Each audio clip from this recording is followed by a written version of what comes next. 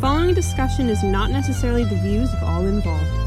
The goal is to start open and honest discussion in the Christian worldview. Like all things, weigh what you hear with what you know and join us in our pursuit for the truth. Enjoy the podcast.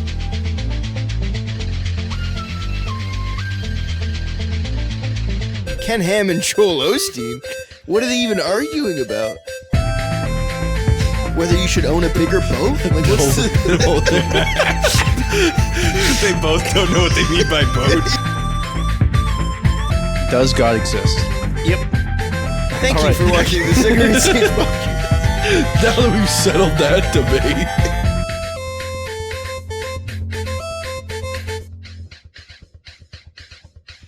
All right, welcome to the Second Rate Saints podcast. I'm one of your hosts here, Caleb. To my left is... I am Joshua. To my left is... I'm Joel, and to my left... I am Colton, and to my left... It's me, Caleb. We've gone full circle. Joel. Yeah.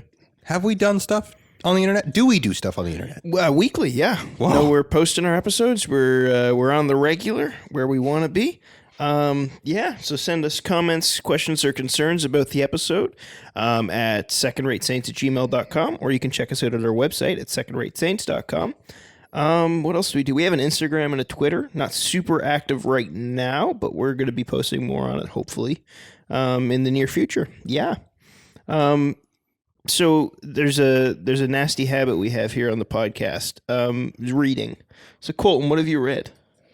Well, actually, this week, I have finished reading Reasonable Faith by William Lane Craig. 3rd edition, specifically. 3rd edition. That's crazy. That there's 3 editions of it, because I know they're all vastly different. Yeah, the original one was in the 80s. Yeah. It had to be updated a few times because, it's a work of apologetics describing why God exists. Why I would say that God exists, but not what. Why it's reasonable to believe that God exists? Yes, that is the point. But no, why? Like he starts with why does God exist? Yeah. Kind of. This is how we know God exists. This is how God exists, and this is why Jesus exists, or Jesus is God, kind of thing. Oh wow! So it actually gets into Jesus is God. Yes, that's that's the last bit of the book. That's good. Sometimes weird apologetic books, they just stop at deism. It's Yes. like, oh, okay. I actually think I'll get into it, but the book Reasonable Faith is about how mainly that you can believe in science and goodness and all of those great things like what's the word? Not materialism, but You can believe materialism. You can believe in the natural Empiricism? world. Is that what you're saying? in the natural world and data and all of that stuff. You don't just have to throw it out of your minds and still be a Christian. Yeah. That it's not just a fool's hope that's not connected to reality at all, but there is actual grounding to the Christian beliefs. And I mean, if you've been in the apologetic sphere at all, you'll recognize Reasonable Faith as being William Lane Craig's magnum opus. Or Yeah. is it?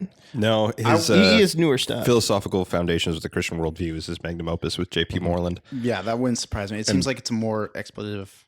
I keep using that word, but I don't think I'm using it right. And that book that you just mentioned, Caleb, is like, it's a philosophy textbook Yeah. for Christian philosophical theology. Whereas this is Yeah, that feels like this, but on steroids and less oriented towards apologetics. Yeah, that feels very narrowed. Yeah, Reasonable Faith is it is sort of progressive, like it has a continuation of thought, but it's like each individual segment is its own argument. It goes over a few. I'm not going to get into all of them because there's a lot, but Well, I mean, that's one of the... Is that how the book is structured? Is that they can be read as individual chapters, or is there a mounting kind of force? well, much like any apologetic, if you read one section without knowing the logic behind and in front of, you're just kind of stuck. So if you read one chapter, you're going to get a very good and basic understanding of the apologetic. But if you want to know how to argue that with someone and cover all your bases and know where all of the thought comes from, reading all the chapters would definitely benefit. So it is linear then. It does have It's a... fairly linear. Okay. Yeah, it's progressive. It's not. You don't need to read the previous chapter to know what the next chapter is saying, but you know that one's true based on the previous. But I think also too, the way To you an approach extent. apologetics, you'll have a lot of people that have arrived at like, sure, a God may exist, which might maybe be answered in a couple of those yeah, chapters. that's the first few. Yeah. But then, why that God? Yeah. And so then I'm sure that would be the next few chapters. And so I Yes. guess it may That's true. follow a logical progression of someone coming to faith. Yeah, it's like it's starting at the most basic. Why does the first chapters? How do we know Christianity is true? But it's the absurdity of life without God. Why the universe needs to have an origin, basically, and that origin needs to be God. But he was a theologian in the 4th century. I'm sorry. What? What are we talking about? I don't know. What It was a reference that no one will get. see. Colton, 1 out of 5. What 1 out of 5 for the for book. this book? Yeah. Well, for someone who knows nothing about apologetics and wants to get into it, this is fantastic. Okay. It's a great, much like we've talked about On Guard a little bit by is that Chamberlain? No, On Guard is a shortened version that's of Craig. Reasonable Faith. Yeah, that's Craig. Why they stopped believing is What- Chamberlain. You're right. Yeah. Sorry, I've read apparently multiple different types that talk about Well, very both similar of those things. were a text in the class that we took together. Yeah. So I think that's where you're getting your wires crossed. Yes, but On Guard is a much more simplified version of this book. And it advertises itself as such. Yeah, and it'll give you the more basic argument. This one's better at just going through. It's not exhaustive. Like it's not just here's all the possible angles for this apologetic possible. It kind of goes into the basic arguments against it and some of the more fringe ones, but less. It's more focused on the actual credible arguments against Christianity and stuff like that. But 1 out of 5, I would probably give it a 4 out of 5. It is, if you're looking for something that is a little more in depth, this is good to start with. But I would go into something like even that philosophical book to find answers to make your own apologetic. That was Reasonable Faith by William Lane Craig. First, Yeah, Josh. 1 out of 5 cover. 3. 3. Why? Yeah, 3 to 5. Ignore this splotch I have here. Yeah, no, the banner of the people on top of like the historical figures and blah blah blah. Get rid of that. Really? Really? Yeah, it's just kind of distracting and taking away from the rest of the design. Interesting. You know what? For I once, I disagree. actually side with Josh. Yeah, Wow. it's a change of Hell the. froze over. It's like if there's a design going on. There's a theme, a thematic, so to speak. And the people just show up out of nowhere as a banner on the top, and it's Well, these are the Christian rationals yeah. throughout history. That's Yeah, the I point. don't need to know what they look like. I just need to know their names. I actually also think you hate could Thomas Hobbes. get rid of the thing in the center. That kind of just Interesting. like Yeah, it's a random bit strange. cursive writing Celtic cross stuff that's like not really anything. Can I see it? Can you pass it here? This is the show and tell part where we Yeah, pass I don't around know the, what this is. book. So for our audio listeners, It looks. Yeah. look up the 3rd edition, I guess, and you'll see. Yeah, But this is anyway. the It things looks that, like something that someone would carve in turquoise and try and sell you. You know, that's what the design looks like on a beach. on a beach, probably. Now, I bet you guys probably don't have the answer to this because I don't have the answer to this, and I'm the one who read the book. But I don't know if there's a 4th edition, but this book came out in 2008, so it is a slight bit outdated for an apologetic. There's probably some arguments people have made against the book, although it is like the reason I give it a 4 out of 5 for apologetics is that while it's not the most perfectly up to date thing, it holds water pretty well. Like when I'm reading it, I'm not like this is how you argue against it. It's like, oh yeah, no, this is fair. Well, I mean, William Lane Craig's been around forever, right? Like, Yeah. He knows what is he's talking the about. guy. The reason he knows what he's talking about is because he was around forever. He was around when all this happened. Yeah. Yeah, He was the one arguing with people, yeah. He's been here before New Atheism, which is just true. really good. What's your guys' like top apologetic debates? Right, Oh, because I just re-listened to the Craig versus Hitchens, That's so good. and he mops the floor with him. It's just like insane how badly Hitchens does. Ken Ham, Joel Osteen. Joel Ken Osteen? Ham and Joel Osteen. What are they kidding, even that's not- arguing about? Whether you should own a bigger boat? Like, what's the... They both don't know what they mean by boat. No. Joel Osteen's arguing that because Noah had a bigger boat, that's why he survived, because God provided him for what he needed for the salvation required. Okay, we're getting too into this hypothetical. No, that's not a real debate. Why the Hitchens and Hitchens and Craig, but then I think what you were referencing was the Ken Ham and Bill Nye debate. no, I wasn't referencing that, but that one was pretty good. I don't think I've seen Ken Ham in anything other than with his own website and that debate. I've watched a few Sam Harris debates against Christians, almost all of which I'm mad about because Sam Harris would find the people that he can easily dismantle. Yeah. But usually they were like the Hitchens one and Craig. Was that over the existence of God? Yeah, it was actually. Because there's a William Lane Craig Sam Harris one, and it's about objective morality. Yes, I think I've seen that one. Yeah. But that would have been a long And time William ago. Lane Craig again mops the floor. If I'm not allowed to mention William Lane Craig against Christopher Hitchens, Yeah. my favorite one actually is Tom Holland versus AC Grayling on the Unbelievable podcast on the Did Christianity Give human value? Again, Give us human values. not the actor. Yes, not the actor, be pretty not awesome. Spider-Man versus Grayling. No, which sounds That like sounds like a Spider-Man thing. But the weird thing is, I don't think either of those are Christians. Yeah. Yes, Tom Holland's just a historian who's like, no, Christianity was a good thing. Yeah, he's agnostic, but he's like so agnostic that he's like, what's his name?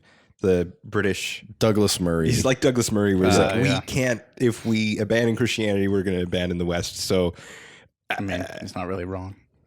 But Douglas Murray is wild. He's Yeah. both of them are moving closer and closer to Christianity, it's wild. which is awesome. yeah, it does seem that with all of these debates, there is a common theme of that. There is quite a bit of an argument over the existence of God. And because we are on par intellectually with all Oh, interesting. No, just kidding. But take. I think there is still room to talk since it is such a common debate that's happened for literally thousands of years, whether God exists, whether Jesus is God. I think it's time for us to throw our hat in the ring. Nice. I don't think that you could say the existence of God has been like debated for thousands of years. You don't think so? I think that it's something that comes with enlightenment, doesn't it? Well, not everybody believed in God. Yeah, but I don't think there was this active arguing against. You and did have for. atheists. There were always a small band of atheists, as far as I can tell from reading stuff. Yeah, but they were usually like the Goths.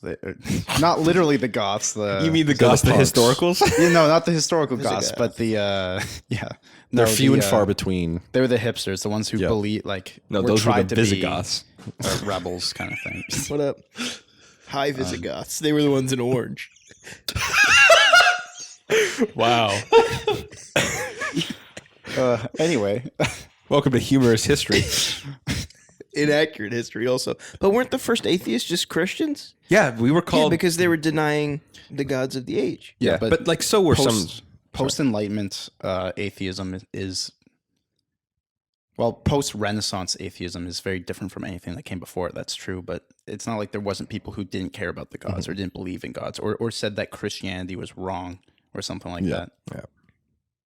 Or a lot of philosophers who'd be like, does a god exist? There's some spiritual thing, but I don't know if a god exists. Yeah, Stuff like that. most of the Greek philosophers didn't believe in Or at least they didn't care. the major pantheon of Greece. Yeah. However, there were a lot of philosophers that would believe that there is something external, there is something supernatural, but they began to become murky about the personhood and like the agency of such a thing.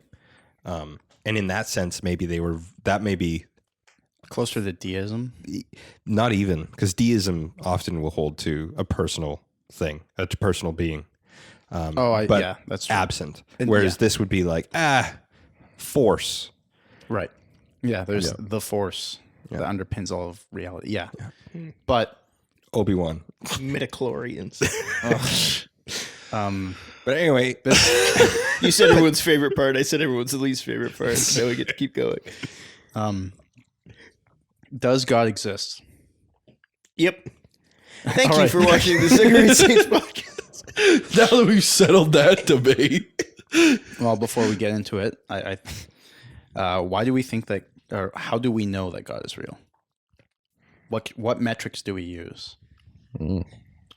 Because we've talked a bit about epistemology in the past and stuff like that. You can't just say, okay, we're going to scientifically prove God because You see, I have this quarter, and I'm going to rub it between my hands and slap it on the wall. I'm not going to give my theory of epistemology and then derail everything first. please. So no, okay, what's epistemology, Caleb? the study of knowledge and like the theory how of we knowledge. know and Wow. The more you know. press. Man, this is This is a bad episode for that, isn't it? We got some good memes. So it's the study of how we come to know what we know. and the theory of knowledge. Yeah. Yeah. No. Well, then Colton. how do we know that God exists? Sorry, what were you going to ask? No, that's fine. Oh, My epistemology is weird though. that is true. Can we look at reality and make a rational argument for why God exists? Yes, I know I just talked about reasonable faith, but from a most basic perspective, why are we able to say God exists if we can't physically prove his existence?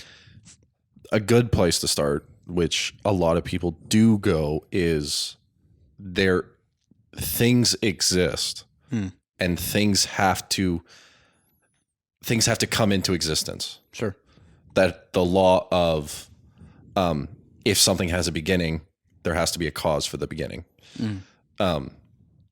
Therefore, there must be a cause. Well, yeah. And the argument would be you have to have something that does not require a beginning, that simply exists or is existence itself. That is the first cause. That is the first cause. And whatever that would be, we would call God because that's where everything comes from. Yeah. Doesn't matter if it's a being, doesn't matter if it's a force. Whatever started everything, we would call God because that is what started everything. Yeah. Yeah. The old argument was called the unmoved mover. Yeah. If you have something that pushes something because it was pushed into it, you follow a chain until you have something that is standing still and causes the first thing to move. The first domino to fall. In a lot of apologetics or philosophy courses, this will be one of the first arguments you'll hear about the existence of God too. Yeah. It's old. It's very old. Well, then you get into. Oh wait, no, we'll talk about that after. Sorry, I just looked at the notes and I'm like, oh, No, it's all good. We planned it for later. If God is real as this uncaused mover, we're not saying it's the Christian God, not saying it's any rational God. You're saying this is an argument for deism, then? Sure, or even like say it's just Your theism, universe. sorry, an argument for theism. Yes, just God, a thing that we would call God existing in the first place. Why can't a lot of people argue that the universe could have been infinite, some form of oscillating or multi-dimensional. Why does there have to be why can't the chain just keep going backwards into infinity? Yeah, It's called infinite regress. infinite which is regress. fun to say. People usually point towards the oscillating model as most people kind of abandon that one because philosophically it doesn't really hold that much water. Yeah. The idea being that, I mean, it's kind of just the problem with even multiverse stuff, or kind of how that breaks down. It's like if there's an infinite history, well, it can't be infinite because then everything that could happen in the future has already happened. And you can basically just think of any way you could destroy the current reality with a past reality. Like if there's an infinite possibility in the past, then there's something that could have wiped out the entirety of humanity. Oh, well, it never, because humanity exists now. Yep. Oh, but there could have been something else. It's like a whole thing where you have infinite possibilities. So then, and the thing is that also there's.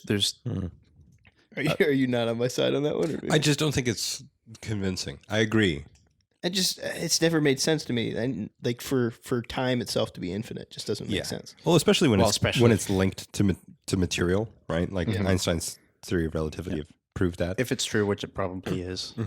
But even if it's not, if you look I think it was Aquinas actually, or it was Anselm, I can't remember who said that if something goes back infinitely, it then has infinite chaos kind of thing, and something that is ordered cannot come out of chaos. So the universe cannot have rules and logic and like pattern universally throughout it if the like gravity can't exist, because that is a law that exists that is not broken through something that is infinitely chaotic. Sure. Yeah. That is more philosophical, but it's also that the rules would not be the same through each oscillation. Oh, it would break the intelligibility of the universe. Yes, because wow. if the universe expands and contracts, that's the oscillating models. It contracts into like a point, expands, contracts back into a point, expands. Is that each time either the rules of that universe would change, which again goes into his argument that it would be infinitely chaotic with different rules. How can you have something that's orderly if it's infinitely chaotic and has something different? What happens if it's the exact same though? Well, then that would say that something is making it that way, and whatever that would be whatever creates that order. We would probably call God. You don't think you could to play devil's advocate? Sure. If materialistic determinism is true, right? Even every thought, neurons firing in your brain. If supposing that the rules of reality remain constant, which would mean something, but supposing that, if the oscillating theory does exist and it is just material functions and it's repeating because the rules of reality are the same, and when it contracts and expands, it produces the same cause and effect, could that not go on? The Well, question. not with the same rules, because the rules are bound by its own.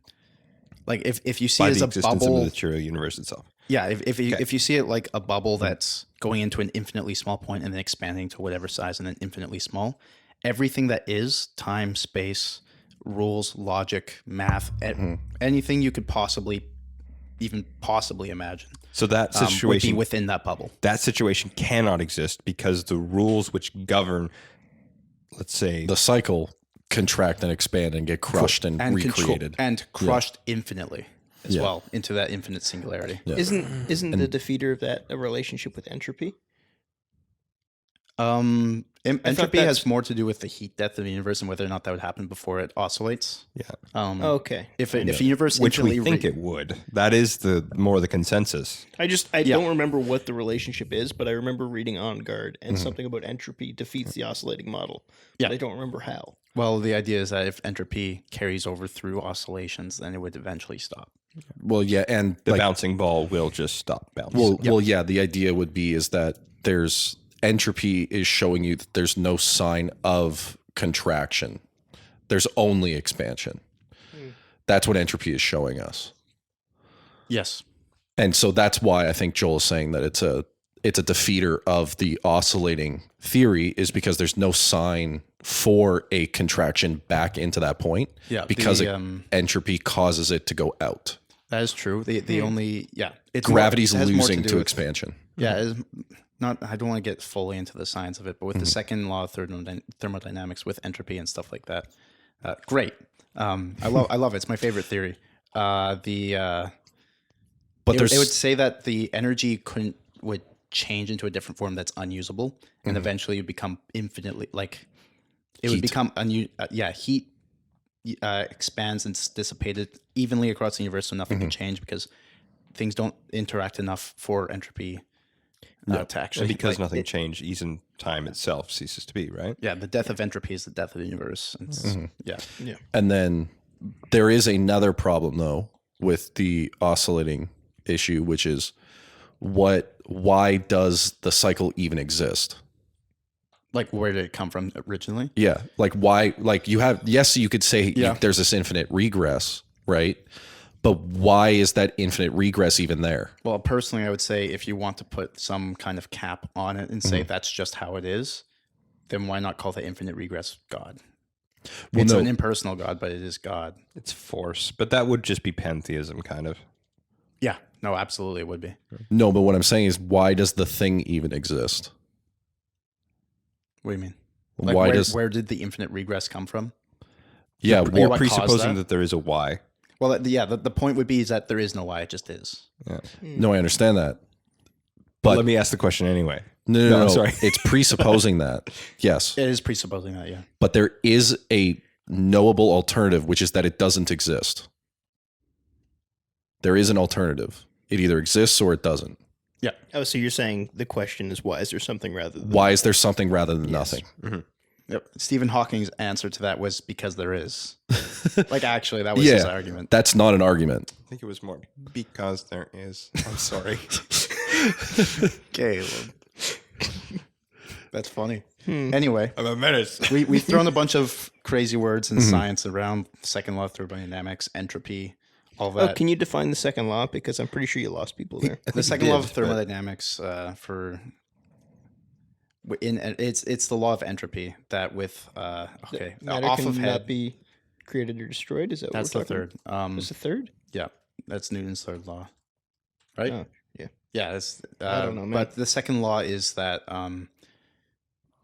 objects at rest will build entropy, and then that will cause like energy transfers to happen, basically. Oh, But through objects that, in motion tend to stay in motion? Is that what it is? no, Man, where am I getting all this then? My head's One broken. simple statement of the law is that heat always moves from hotter objects to colder objects unless energy in some form is supplied to reverse the direction of heat flow. Cool. yes. Yep. Cool. Earth Google. is a bad heater. And if there is no movement, entropy builds and creates movement eventually. But through every energy transfer, some energy is lost to unusable energies that isn't heat and can't be transferred back into heat. Therefore, because there's like 6 different types of energy, I can't remember. Yeah, but it's also because Gotta collect them all. with the expansion of the universe, where the actual space itself is expanding in all directions, the objects won't be able to interact with each other and transfer energy. Right, unless gravity is infinitely touching, and that's the problem.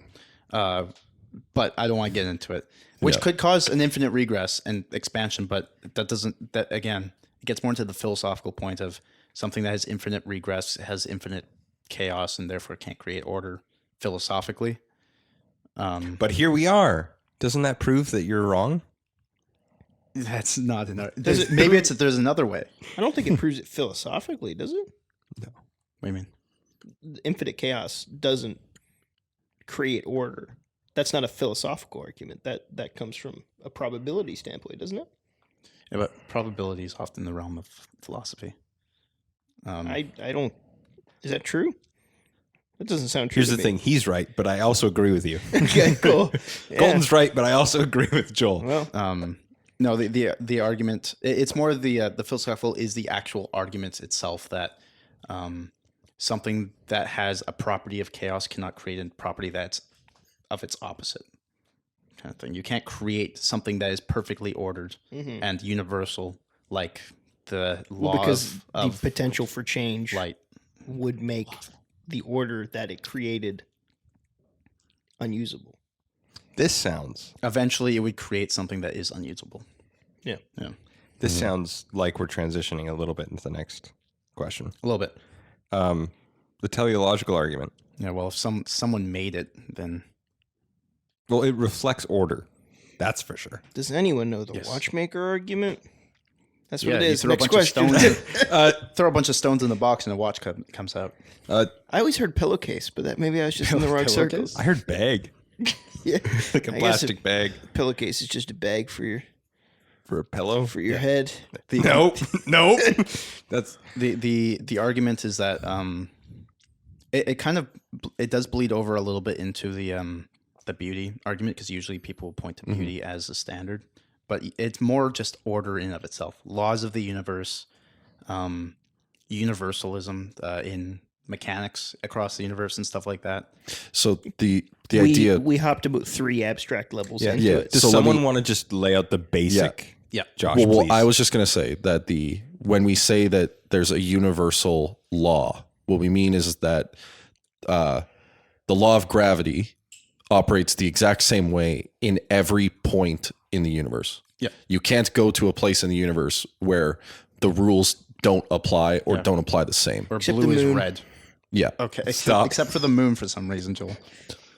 So Joel's wanted to gravity derail this. works the same everywhere. Math works on the the same moon. everywhere. Speed of light. Speed of light is works the usually same everywhere. constant that people point to, yeah. Yes. And if those things were different, are Then we would have to move the pyramids. Anyways, stop. Well, the fundamentals of the universe would become But that split second that's the argument at least is that that split second in the Big Bang would collapse back in on itself. That's at least what I've read. yeah, no, that makes sense. If those factors were different, even by like a 100th of a percentage, Yeah. then it would Right. just If they were different at all, yeah. it doesn't matter how small. If they were different at all, they would, Any one of them. yeah. Right, because it would return to singularity because there's too many differences. Yeah. Yeah. That's the argument at least.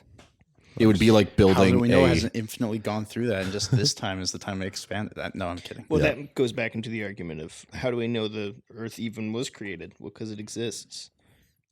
Anyways, now we're turning Stephen Hawking's argument against him. Yeah, but- with the basic teleological he's not going argument, to like it when he hears this. if there is order perfectly across the universe, Yeah. which we have to assume, because if we found something different, we'd have to change everything about what we know about physics, pretty But much. string theory, Colton. I'm String sorry, theory that's it doesn't go against No. the laws of physics. But explain the teleological argument. If you, I'll use the clockmaker's analogy just because it is the easiest way to describe it. I think if you get a bunch of rocks and throw them into a pillowcase, Joel, shake them up, leave them for as long as you can, it will never ever create, like, no matter how much you shake it, no matter how much you do it, it won't actually randomly create a clock.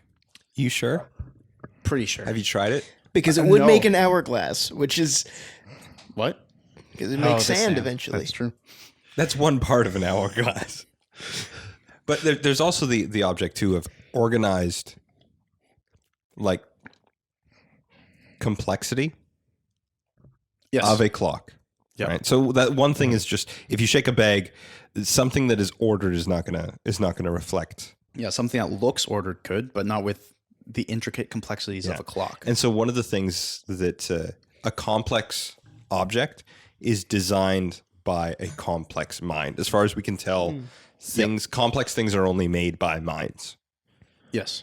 And The things- appearance of one can come, but not an actual complex object. Yeah. It can look complex randomly, but it can't be complex randomly, really. Like a watch. Yeah. It can look like a watch. Well, technically, yeah. Continue. And This is things not the move place from for this. complex to simple in one direction. Right? Isn't that part of it? I mean, That's part of the intelligent design argument. that's that- part of the intelligent design argument. That's an argument that people have all over the place, right? Do things get more complex? Oh, yeah. That's a debate within evolution. Does simple creatures, why Yeah. can't I think of the name? Single-celled organisms. Do Amoeba. they mutate to the point where they gain complexity? People say yes, people say no. It doesn't seem good for the people who say yes, but we're also I'm talking way out of my league. Yeah. It is a presupposition that yes. Yeah, it doesn't seem to be a lot proved. of people immediately go to life and being like, yeah, look at evolution can't create something like you're saying this complex. There has to be some guiding force behind it. There has to be some intelligent maker. I think it's even simpler to look at the rocks that we're throwing into the bag themselves: planets, stars, atoms, building blocks, and the macro structures that we see that are naturally generated. Naturally generated, like it's a Minecraft or something like that. What's your seed? God.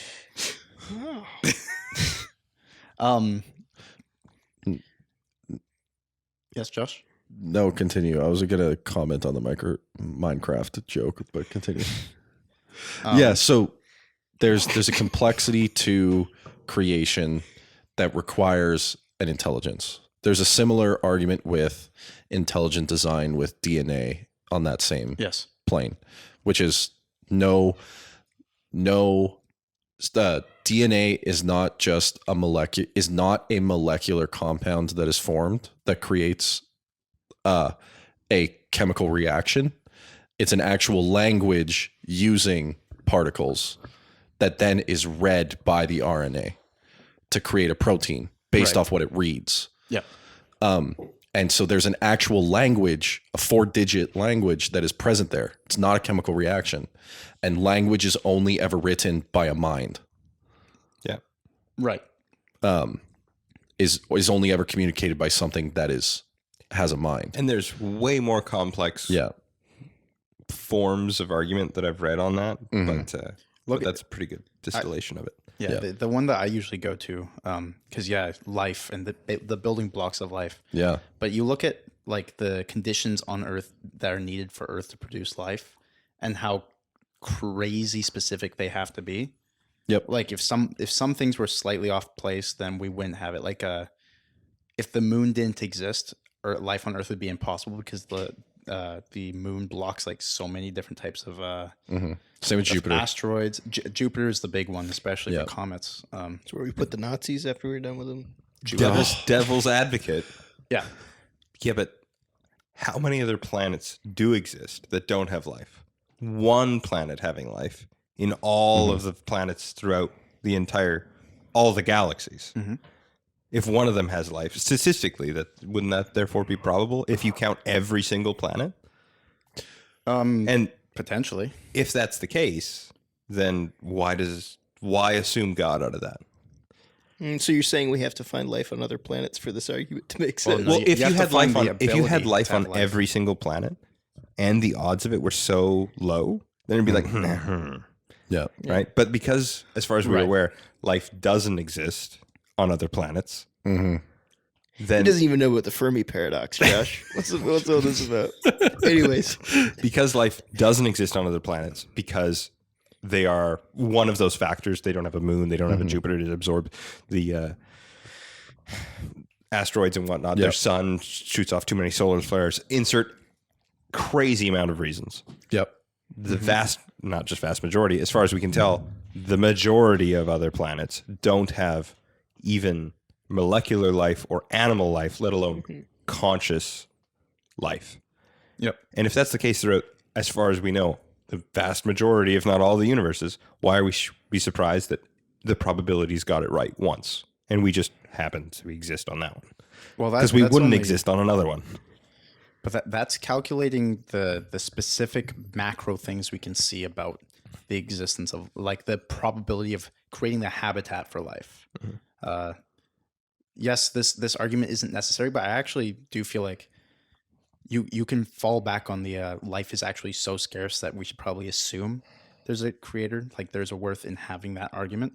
Okay. It's a big one. I don't know if we're going to cover it fully today, but the habitat for life, we can say it exists through these very crazy, I've heard one in quintillion-ish I've heard something similar chance to that. of it existing, but that it doesn't include the chance of life actually existing itself, the chemical and evolutionary needs and probabilities. Like for example, we say life. One of the qualities of life is that it can interact with its surroundings and protect itself and stuff like that. But how many tries were there for the life that exists with DNA and everything like that, but didn't try to propagate itself? So here's The answer an would be crazy difficult to assume that the first time or the first billion times that life managed to duplicate itself somehow. Here is the answer to Caleb's question, where you can do the math. The amount of available support bodies in the universe, according to like if there's so many planets per sun. You laughed. Such a weird way to say I it. know. Available support bodies. Well, because you What? could go a moon Free on a real planet. estate. So like if there's a planet, Jupiter has moons that are larger than some of the planets in our solar system. Yep. So if a large planet, we could live on a moon if it's close enough to the sun. If I could only afford a rocket there, Yes, I could. exactly. Yeah. So there Live on are Europa. 10 to the 22 available planets, objects. 10 to the 22 is, imagine a number with a 1 and 22 zeros behind it. Like No. that's how large it Actually, is. less than I thought it was going to be. Yeah. no, give me a second. I'm There still mad. are 1, 2, now 3. 322 parameters that we described for requiring life to exist. We mentioned there's a bunch of them. Carbon-based life. There's 322 parameters for life. Right. The chance of all of those existing, the chance of all of that aligning is 10 to the 282. Yeah. So there that's is a lot more less likely of a to tell you. chance than there are planets in the universe That could By habitate life. astronomical. by percentage. astronomical amounts. Yeah.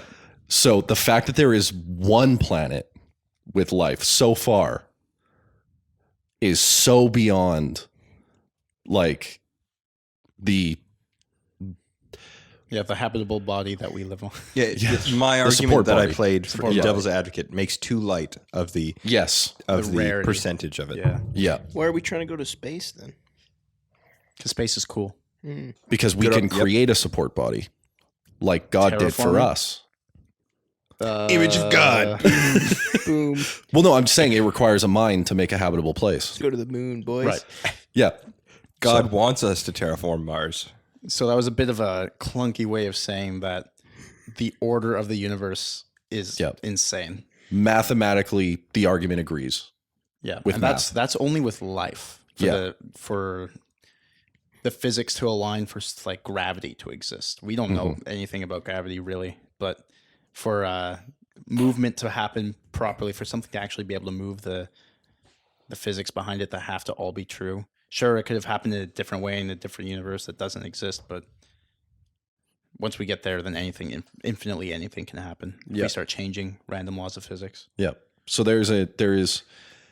it's the universe requires something to cause it to exist, and life requires an ordered universe, which had to have been ordered by a mind to allow life to exist. Appears to be ordered Yeah. by a mind due to its complexity. Yeah. Complexity and rarity. If this is true, then we don't just have to say that there is a cause, but that cause has sentience or rationality. Yeah. It It ha- has a mind It has intention and purpose Yeah. and complexity. and complexity. But God is simple. No, that's a theological argument. Uh-oh. Yeah. So, if there is a causer, obviously we're going a very basic general overview of this. I'm sure there's a few people in the audience already like, yeah, but this specific hyper crazy argument I haven't talked about yet. And we'll talk to Sure. them in the comment section. Yeah, please talk to us. I would love for you to prove me wrong. But I don't want to believe in a I would God. also love for you to prove Colton wrong. So get in that comment section. wouldn't it be funny if I just became an atheist on this podcast? Not really. Oh, I think No. yeah, you're right. No, it's not funny because I don't want you to die in hell. you don't You don't die in die. hell. Are you annihilationist? Or what? Dude's gonna wake up dead. I already pray for enough people. I don't.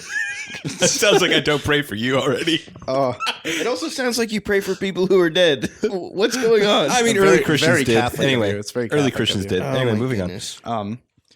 okay. A God exists, something that seems to be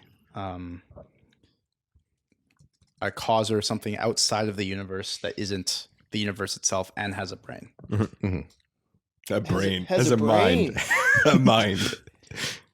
Okay, let's talk about something for a second Sure. then, because we said that God has a mind and a purpose, but then isn't that then defeated by the teleological argument of anything that has a purpose must have also been created? Sorry, I mean that he has intention. He has purpose for what he's doing. There's a purpose for the Yeah, universe. it's not just random. Yeah.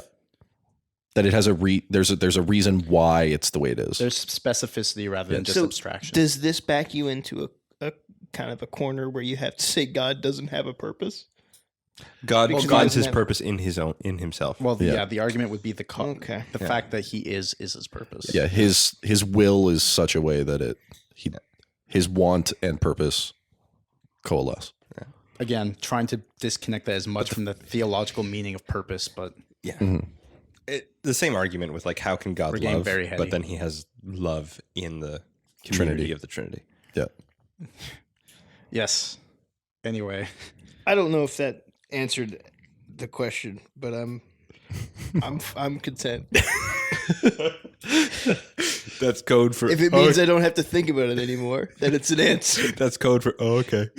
We'll talk about that in another episode. How do we? Okay, we can say this based off these philosophical. But if it has a mind, how do we know we need that God to exist? We need. Hang on. Can you phrase that Like, differently? is there places in the universe or places within humanity where we see needs for God? Well, A God. I need Any him God. to exist so I can exist. Yeah. Hang on. Okay. I don't think we have to place God's necessity on us. Does that sound right? No. Yeah, because I don't think We've already. I think you're presupposed saying that the he question. exists. Timothy Keller's book. I am saying the The question. Yeah. Reason for God. Is it Reason for God or Problem Yep. of God? The reason for God. Reason for God. That's an excellent book if you want to get into why God is necessary, but that gets more into the moral argument of things, and I don't know if that's where we're going with this. Yeah, I'd like you to rephrase your question because I don't think we're understanding the direction of it. I'm real properly. dumb. I'm still thinking about how the moon has different gravity, but I'm pretty dense because we were talking about space Gravity, and yeah. stuff. oh man, what's the matter with you? Oh my gosh. Colton, rephrase the question. I'm sorry, it's just a constant thing.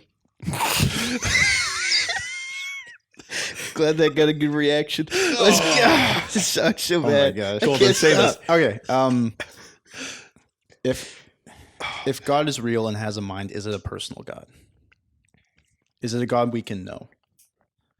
So you're talking about the difference between deism, which is the idea that God created the even world pantheism, and yeah. left, or God is present but unaware. What if God died? Can I Well, get out of yeah. here, Nietzsche?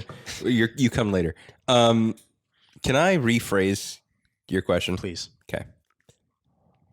If a exterior to matter, if a metaphysical cause of reality exists, and if there is reason to think that he has a mind, or it has a mind at this point, therefore something,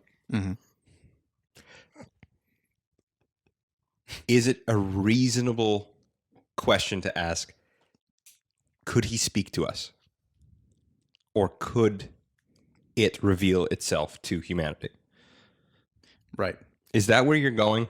Yes. Is it And reasonable more- to assume that it may be possible That for there is some- us to understand him if he reaches out or something like that? Yeah. And specifically in the non-verbal scriptural, like, yes, it would be through God contacting, but is there something innate about the universe or humanity that shows that that is a thing?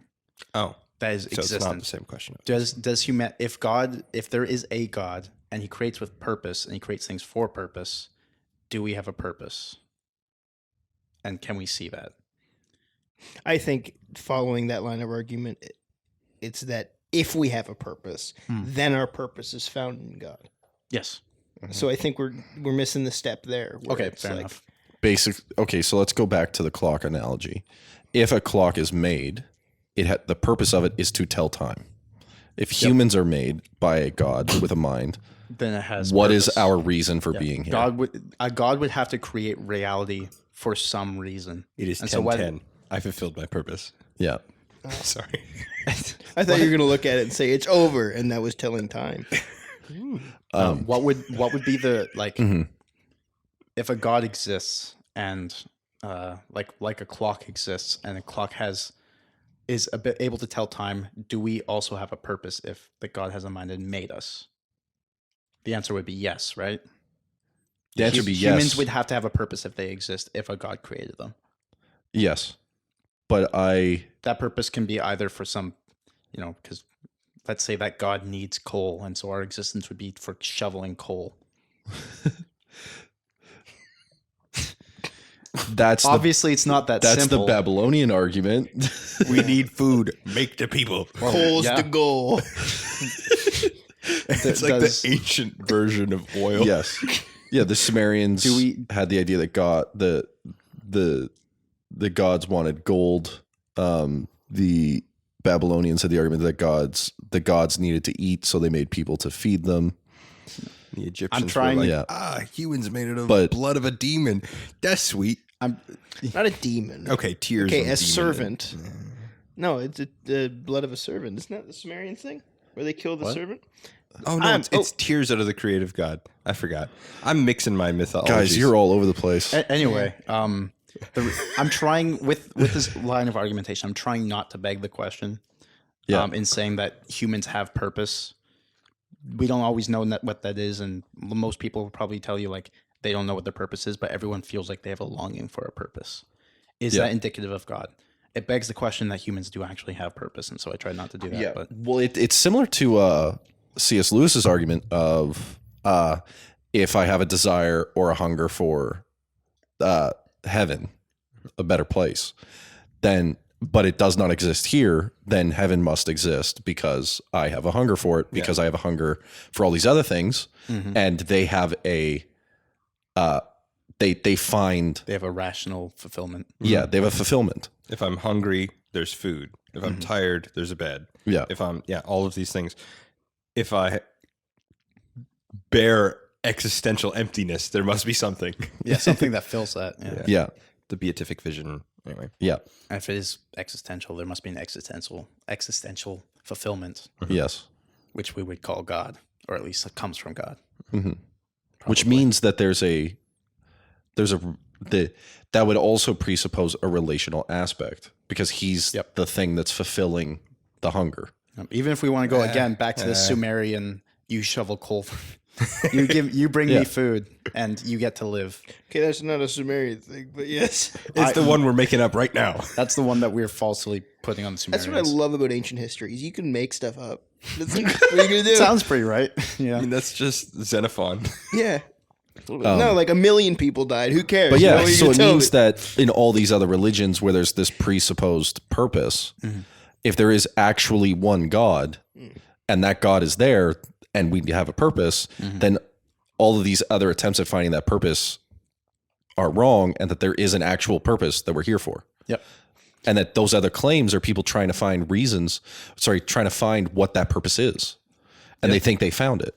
Yeah. But people. Let's go back to beatific vision because I feel like that needs to be more widely explained. Sorry, what? The Caleb. beatific vision. Yeah, beatific vision. There's So so many different ways that we can articulate So that. the basic understanding is that if there is something to be fulfilled, or if there is a longing of fulfillment, then there must be something to fulfill it. Am I right in saying that? I'm trying to simplify it a little bit because we've just been going hard and fast forward, and I want to make sure that we're actually understanding these concepts before we move forward. I think so. This is one definition of the beatific vision. Okay. However, it's so laden in Christian theology that it is explicitly the Christian answer to like C.S. Lewis's hunger thing. The beatific vision is when God, though transcendent, opens himself up to man and gives man the capacity to contemplate God in all his heavenly glory. That is like the merger of heaven and earth, the eschatological hope of The fact we can think and conceptualize a God proves that there's well, it would be the ultimate end and purpose of humanity. right. But that's so laden in Christian theology that it's the theological answer to that apologetic question. That is the fulfillment. The fulfillment is God opening himself to you fully in the fullness that you can understand. Yeah, well, And giving experience. you And the ability to. You can tell we're very Western is- by yeah. the way we're talking about and this. this is presupposing the Christian God. I'm trying to kind of sort of Well, avoid. then in the philosophical version, it would be the true, the good, and the beautiful. That's what fulfills. That is the philosophical ultimate. What do you mean? The philosophical ultimate. The things that are best and greatest for us to strive towards are the true, the good, and the beautiful. That seems like you're presupposing so much that I think we're I don't even necessarily Crossing tracks. I don't disagree with you. I just like, even on a more basic sense, if there is a longing, there probably is a fulfillment that is outside or beyond humanity / the universe. well, even if you just go reasonability, right? If it is reasonable based on our understanding of the universe, likelihoods, and all that kind of stuff, that there is a metaphysical mind that actualized creation and existence. Okay. if he has a mind and has intention, because that's most things are, as far as we can tell, are made with purpose. Even if it is just entertainment, there is a purpose there, right? What are humans as a created thing intended for? So presupposing that there is some sort of purpose. Additionally, we're not even saying alongside what that that, fulfillment actually is. and as far as we're saying is, it is reasonable to conclude that. We're not saying that directly proves that. It is reasonable to think that. Yep. Additionally, if it is reasonable to think that a metaphysical mind created the universe, it is reasonable to at least look and see if that metaphysical mind has attempted to contact and speak to humanity. Yes. And this gets into, okay, Might even be regarding their purpose, but, a God exists, probably. it is We can reasonable see to it. conclude. Yeah, we can see it in the philosophy. We can see it in the longing of human hearts. We can see it in reality itself. What God then exists? Why would it be, as we are Christians, why do we say it is the God that exists and not just a God? It's not the Sumerians with the coal Because that's all what the they other did. gods were destroyed in the Old Testament. I love that answer. Go watch your Samuel episodes to see what Joel's rambling about. Sorry. Starting my own podcast. Joel's rambling. But I think the strongest argument to proving why the God exists is whether or not Jesus died and rose again. Sure. It's such a bold claim. It's such a crazy out there thing. Yeah. It's not the only thing, at least for me. And when I argue with people, I think it is the one I focus on the most because, like you said, it's bold, it's out there, but also it's either true or it's not. If it's not true, you're going to have to prove it. If it is true, the implications mean that God exists for sure. So, did Jesus die and rise again? And how do we know? Isn't that more of a historical argument? It is, yeah. But it's reasonable to conclude, I think, based on what we've established. If those things are true, then it is reasonable to look through history to see, has God moved in human history? Yep. Has he reached out in any way? Well, And in this case, this specific case, No, what the theophany people can that we people see? say, not just theophany, people say, that a bunch of religious people at that time say, this thing happened and it is the God that made the universe. It is the mind, the metaphysical mind that created the Progenitor universe. God. well, not just that we have these writings that are communications from our God that make claims about a guy who would do such a thing. And then this guy in history did those things according to the words from our God. Well, that Yeah, that prophecy is, is like a wild. yeah. The argument for But that's the connection between purpose, him communicating with us, and then him interacting with us. Yeah. sure. Is that's where all three of them Well, connect. I think that when you connect all of those things together, prophecy, miracles, and the death and resurrection of Jesus, you make like, if you can get two of those three, you have proven God beyond a shadow of a doubt. As long as people actually hold to that. I think it is better to say it is reasonable to conclude that God exists Yeah. and the Christian God. Yeah. I don't know about shadow of a doubt. I think I'm betraying my weird skeptic epistemology, but I don't think it's fair to say beyond shadow of a doubt. I think it would be if you can prove that Jesus died and rose again, and that either prophecy or miracles exist. Yeah, but by nature of history, you cannot prove. But when you say prove, you're talking historical proving, not mathematical Well, proving. the with almost all types of proof in any kind of, especially philosophy, it is. That's why but I we're say talking beyond shadow of a historical doubt. argument. History by itself cannot be repeated. The epistemological truth that comes out of history is different than the epistemological proof that comes out of a mathematical textbook. No, you're absolutely right. It's not a solid. Technically, you can't know that whatever happened 5 seconds ago happened. You just have to assume it did. It is very reasonable. It is extremely reasonable. In fact, it is unreasonable not to conclude that X happened 5 minutes ago if all the evidence shows it. Yeah. But technically, not like 1 + 1 is 2. Can you prove beyond a shadow of like? Well, can you that's what beyond can the you- shadow of the doubt would be. Is that the opposing view would be astronomically impossible. Okay. Technically possible, I but guess. astronomically impossible. I guess if shadow of a doubt is not, as long as shadow of a doubt is not equated to the certainty that comes from 1 + 1 is 2. Sure. As long as those two things are made I distinct. think if we could do that, everyone would be a Christian. So, what is the proof of the resurrection? Well, I think you can kind of look to the Bible. Obviously, then you have to get into an argument over whether or not the Bible's historically reliable or not. But if we want to use the fragments from like Paul or the Gospels, I don't even think you have to look to the Bible. you don't think so? I don't think so. You don't have to, right? Sure. Like, What do you mean? so, well, you have the first 3 centuries of Christian teaching, right? You have the teachings of the apostles handed down verbally, orally, right? Yeah, you have it encapsulated in writing, sure. But you have their eyewitness to the belief. The apostles believed that Jesus died and rose again. Cool. Okay. Could they be tricked? What are the likelihoods of that? Could Jesus have? What are ways that they could be tricked? Right. So let's go back to the actual event. Are Romans good at killing people? Most of the time. Very good. Yes. Very, very good. The best, even. At that point in history, the best. Yes.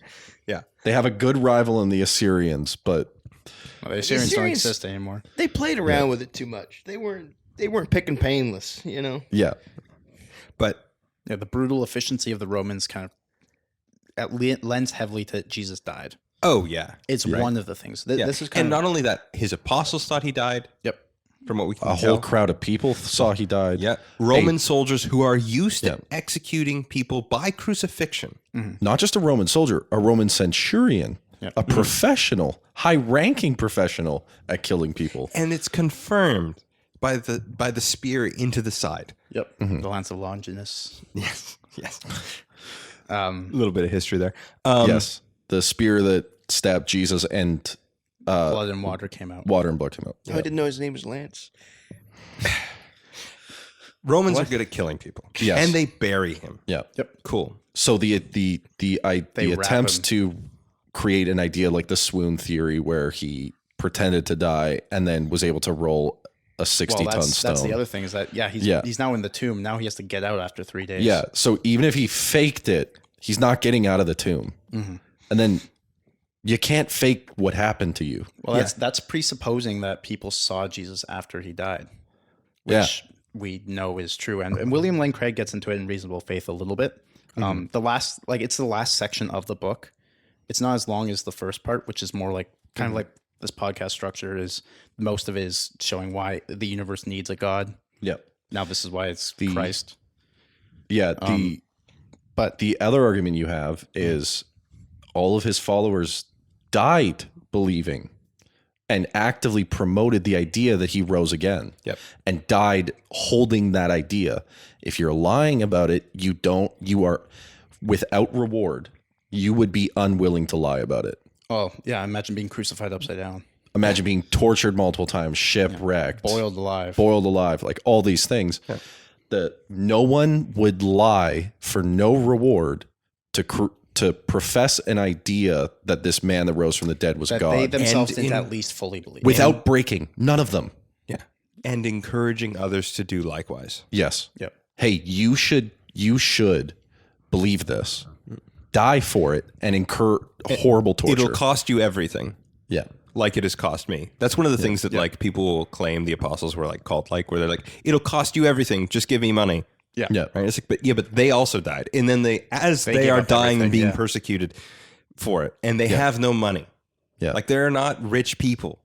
They're being persecuted. They are cast aside. And as they are dying, they turn to other people and go, this is the best thing ever. Jesus is Lord. You should Praise follow, God. Follow me. Follow me as I follow Christ. Yeah. Yeah. To the guard who's killing him. Hey, like, see what's happening to me? This guy, I believe that you're killing me because I believe this. You should believe in him too. This is going to happen to you. This is why I mentioned you have to turning to the Bible and stuff. I'm glad we talked about this because I would have presupposed all this, but the Bible does like when Paul talks about the 500 witnesses plus himself, plus James, plus all the apostles, like that kind of thing. And they all witnessed Jesus after he had resurrected. He kind of, he is in those verses. That's 1 Corinthians 10 or 15. I can't remember. He talks about that these 500 witnesses, all these apostles, all these people seeing him after he died and being sure of it. And you can talk to these people today, most of them. Yeah, first the women, then Peter and John, then the disciples, then the James, then the 100, then the 500, then the crowds, then finally me. Yeah. Yeah. And he wasn't there for those interactions, which means somebody told them about him. And if somebody told him about him and he's writing, if he's writing about events that he was not there for, and another book that he did not write is writing about those events, then those two books, unrelated to each other, are talking about the same thing. And they weren't correlated or planned to fake this writing. Yeah. So they're both writing about something that happened. Excuse me. Here's the stripped down argument for Jesus' death and resurrection. I think it's Gary Habermas is the one who puts this forward. He has a couple good books. Michael Lacana writes a couple as well on this topic. I think they come together to write one actually on this topic. I think they co-author one together. Okay. Regardless, we can confirm, or at least it is extremely reasonable to conclude that Jesus died by crucifixion. Yes. There is every indication to think that he died. Yeah. Cool. Yeah, and you can have like very long arguments over whether or not the historicity of what people talk about the accounts of him dying are true, but most historians, the vast majority of historians and people, don't even say that the Bible has to prove that Jesus died.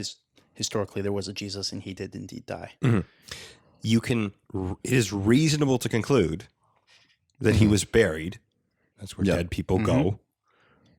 And as far as we are aware, the non-Christian witnessing of the time also agrees with that. Yeah. Yep. And it is reasonable to conclude that his tomb was empty because those people did not and could not produce a body. Now, people will say, what about the apostles? They could have stolen the body. Or someone else. They give no indication of thinking that they knew it was fake. Their entire behavior is based upon they genuinely believing he died and rose again. They gained nothing by lying about it. Yeah, and that they met him. So it's the evidence, at least, is that somehow Jesus died, somehow the tomb is empty, and the apostles genuinely believe in his death and resurrection. And the church today exists because of it. Yes. That's the largest religion. Yep. Then you pair in pair in miracles. What are the claims that Jesus makes? Jesus's claims, the prophecies that lead up to Jesus, which then presupposes the Old Testament, which makes it the Old Testament God as well. What are the things said about that God?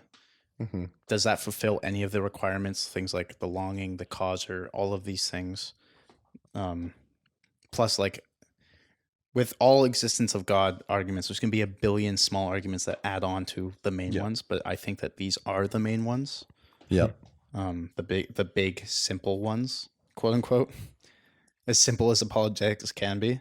Yeah. Well, there's books written on any one of these things we've talked about. Yeah, even subsections of those things. Well, and if this is true, that this God is the one and the claims about his attributes and who he is are true, then it disqualifies other gods. Yes, it absolutely disqualifies other gods.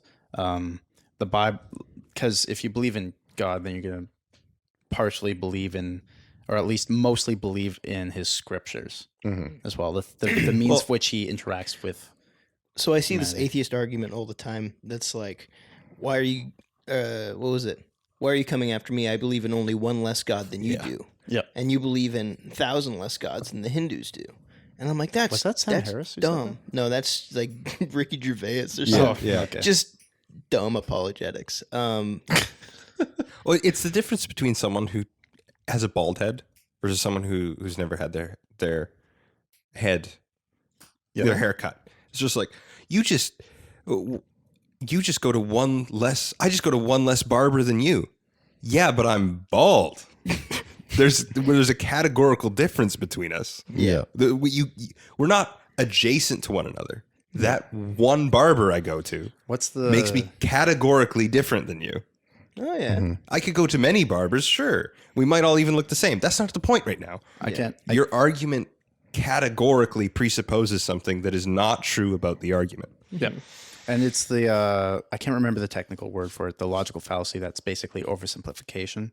That if you can oversimplify and explain something, it's similar to the many fakes logical fallacy that, oh yeah, well, look at all these other religions. There's so many of them. Why do you say that yours is true? It's like, well, just because all of them are fake doesn't make mine fake too. Yeah. Similarly, just because you can simplify things down to a very easy throw back in your face point, that doesn't make it an actual point. Yeah. It's also like there are so many different wrong answers to a mathematical question. That doesn't. Yeah. Yeah.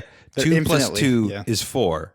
Yeah, but 2 plus 2 is 4.1. Yeah, I said it's 5. Yeah, we're just 1 point off. Yeah, but you're just wrong. That's not how an answer works. Yeah. Yeah. But I mean, I feel like that's what we're coming up against is if the Christian God is the one that exists, no other God can exist. That's the whole point, isn't it? Is that what we're talking about? Well, if that's the Absolutely. claim that he makes, Yeah. if that is the claim that he makes, One true God. Yeah. If it is reasonable to conclude that there's a metaphysical mind that is the first cause that has reached out and acted in time and space in correlation to humanity, right? To reach out to humanity. Well, it is more than reasonable to think of the truth that is revealed in that Yeah. as true. Yep.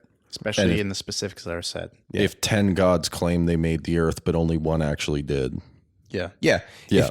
If there are 10 claims, but one of them acted in history and there's reason to believe it, well, then you would believe that God's claims. Yeah. If two gods say we're on a mountain and one of them said that they were lord over a country or something like that, and one of them was the Baal and one of them was God with Elijah. Yes. Yes. It is straight up just that, actually. Yeah. Yeah. It's the God just- that took up the pyre is the true one, and the one that couldn't do it isn't. Yeah. And one actually.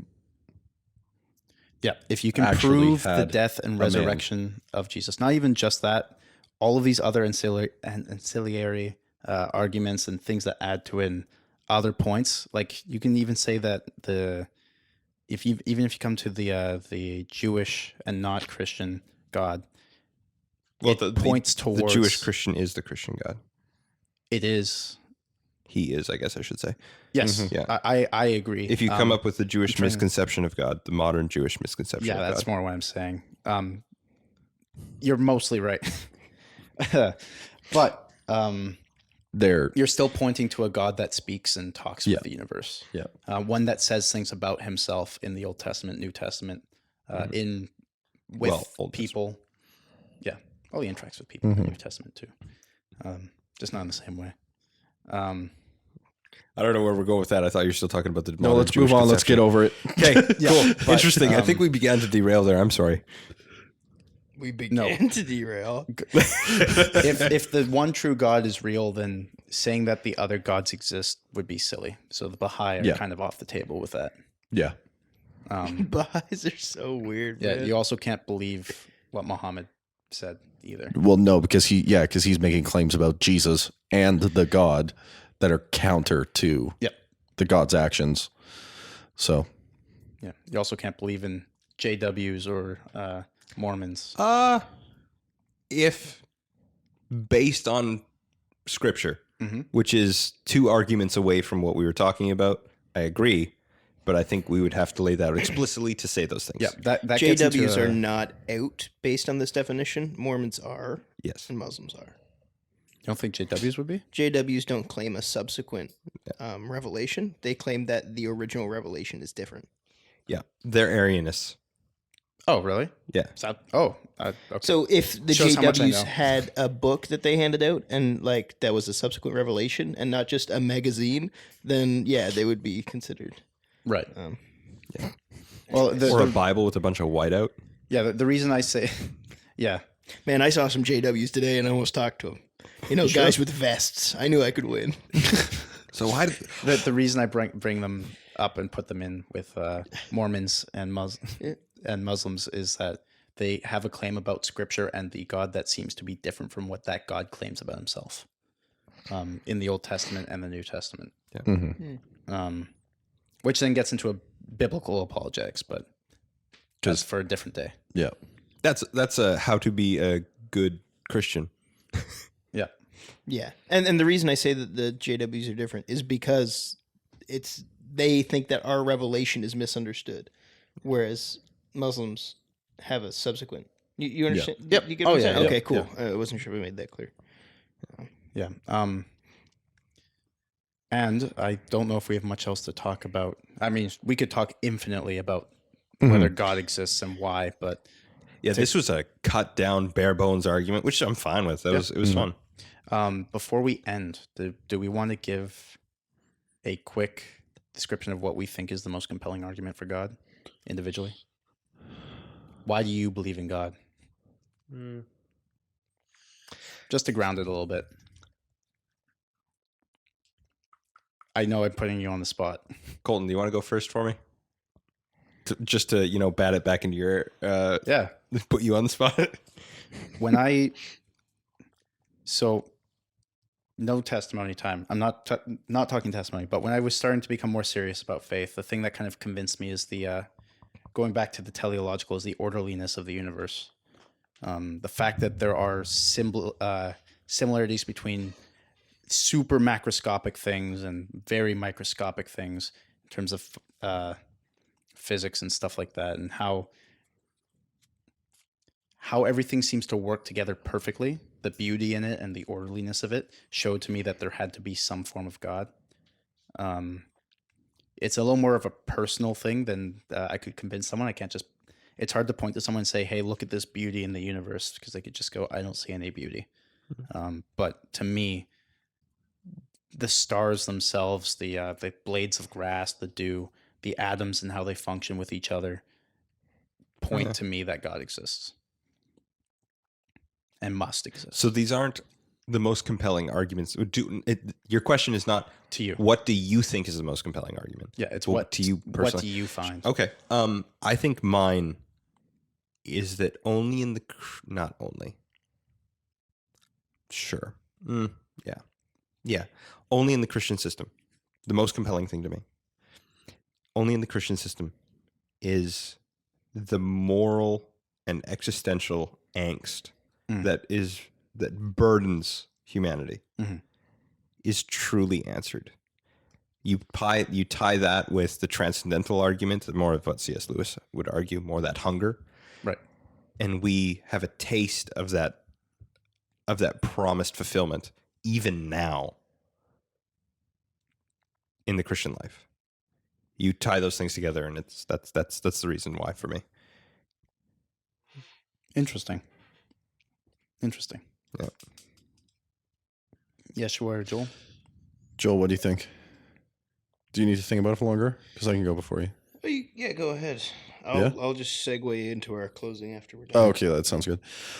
For me, it's what I've seen him do in my life. Mm-hmm. So this is a very subjective answer. Mine was too. Yeah. So is mine. No, I just mean like experiential. Okay. Like it's Like someone else couldn't have come to that same conclusion. yeah.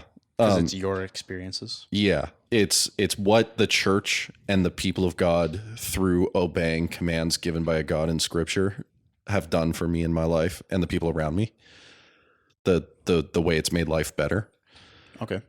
and experiential moments in my life where I've felt Him. So to Okay. use phrases that I've heard elsewhere, Yeah, it is you believe in Christ because Christ you have seen Christ in the Christian people around you, and you have seen Christ in your personal devotion to him. Yes. The transformation power of Jesus, kind of like Yes. And the maybe not specific. spiritual moments where I've felt God. Okay. So, and those are there's that whole line where it's like people can't argue away your subjective experience. And it's like, that's true. And it's kind of a cop out, but it's undeniable from my experience. And I know that it will not convince another. Yeah, that's the hard part. Yeah. Yeah. But as far as like the scripture is just undeniable for me in the effect that it's had in my life in the world. Okay. And across history. And it's That's 'cause nothing has had that effect on the world. That's because it's the King James only, right? Anyway, Joel. Of course not. I'm actually going to use one of the arguments that we talked about tonight. Sure. Okay. No, I think the cosmological argument is always kind of like rung true for me. Is that, we do exist, so that must have started somewhere, right? Yeah. No. Like, 5 minutes ago, you That's can't pretty prove me nuts to wrong. me. I mean, like, even just to think of humanity as being part of history that's already happened, that there was something to originate the movement towards myself is kind of weird. Because I think part life of the- gets more meaningful when you see yourself as the ultimate conclusion up to this point of the entirety of humanity's accomplishments. Not You either ultimate, get super arrogant or super depressed. terrified. not ultimate, you're this step. Shoot. Yeah, you either get what was it, super arrogant or super depressed, and honestly, it depends on the day. Yeah. It's just Either I'm the greatest thing that has ever existed, or I'm the greatest thing. and that then you makes come to the conclusion you're just the most recent thing God has done in the world, and that is a weird thought. Yeah, thanks for joining us at the second rate. Maybe that's not what I should segue out of. Is your life's kind of insignificant in the grand opera of history, but here we are. Oh, I should have ended earlier. But it's reasonable to conclude that God loves you. Well, that's what Yeah. he says. Yeah. So Anyways, thank you for listening to the Second Rate Saints podcast. If you have any questions, comments, or concerns, or even, the most convincing argument to you, we would love to see it in the comments. We would love to see it in our email at secondраtesaints@gmail.com. And you can even use the chat feature on our website at secondраtesaints.com. Yeah, that was it. I think we concluded it. Yes. yeah, just end it. Just end it.